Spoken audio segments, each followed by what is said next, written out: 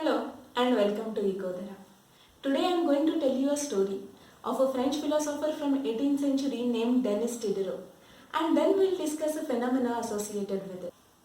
This story is based on Diderot's essay named The Regrets of My Old Dressing Gown, and I read it first when I was reading a book called Atomic Habits by James Clear.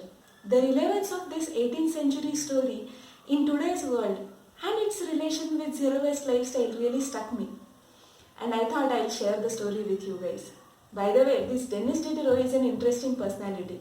You can read more about him later, but for now, let me read you out the story for you. The French philosopher Denis Diderot lived in nearly entire his life in poverty, but that all changed in 1765.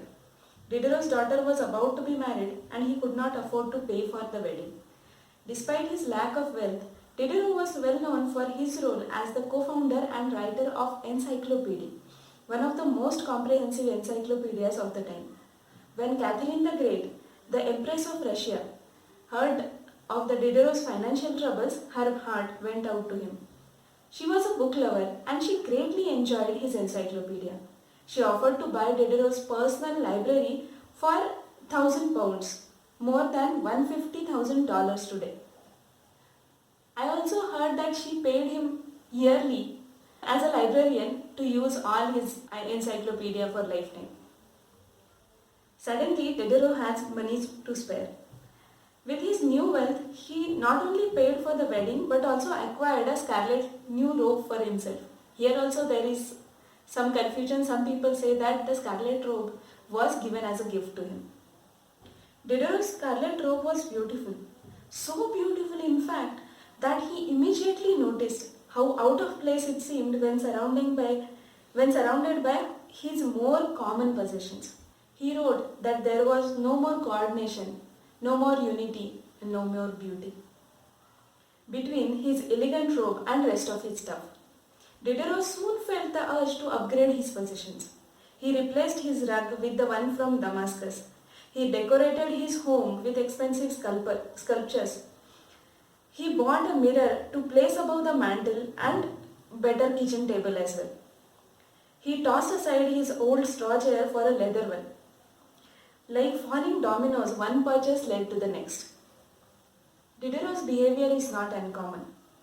In fact, the tendency for one purchase to lead to another has a name. That is Diderot effect.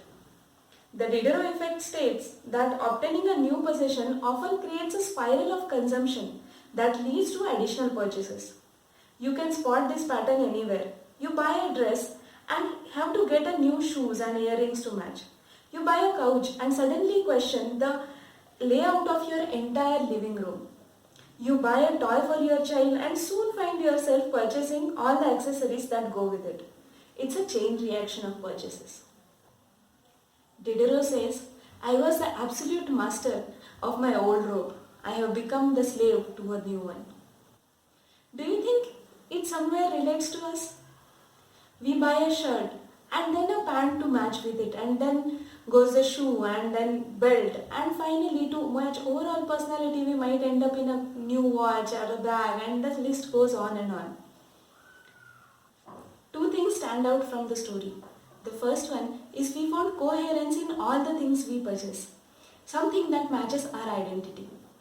And second thing is one spend or one purchase leads to another one, and we end up in buying more than required if we are not alert enough. This will hurt us in many ways. It can hurt us financially because we are spending more than required.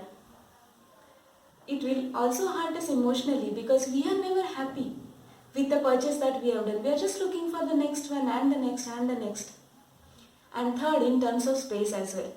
We have our cupboard and our house full of stuff, and still we are looking to buy something more. So how do we get to stop? Or at least be alert about the Diderot effect and save ourselves from it. Be aware. I can relate so many times that I have done or behaved exactly as the effect describes. I used to buy many dresses because those are on sale or something that I just liked it, not thinking about when and where I'll use it. Also, if I have matching accessories or matching other clothes to wear with it. This particular dress I bought 6-7 years ago, thinking that I'll use it someday because I liked it and it was on sale. It's been 7 years and I have not worn it even once. One thing is because I'm not comfortable in it. And also, whenever I wear it, I feel it's not me. Just being aware and just giving it an extra thought while shopping something will help us a great deal. Second, think through the purchase.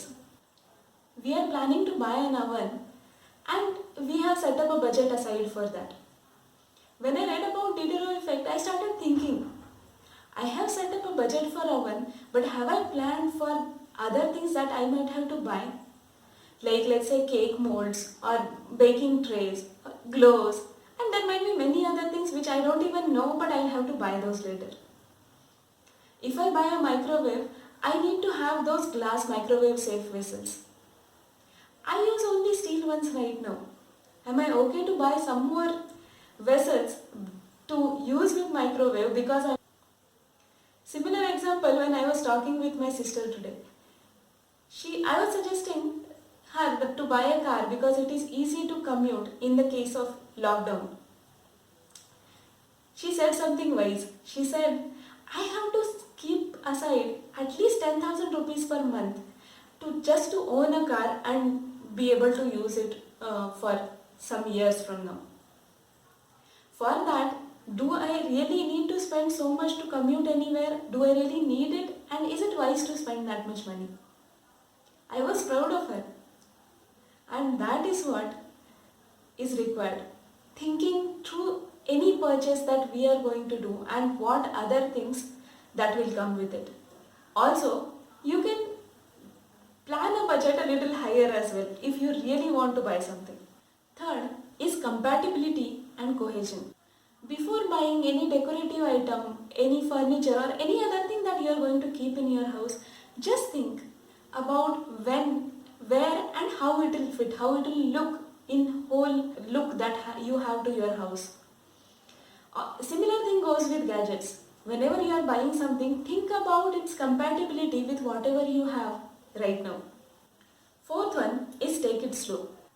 Many times we want to buy something different, a different style, a different architecture, a different design or a different look altogether. We want to change ourselves and that is perfectly okay.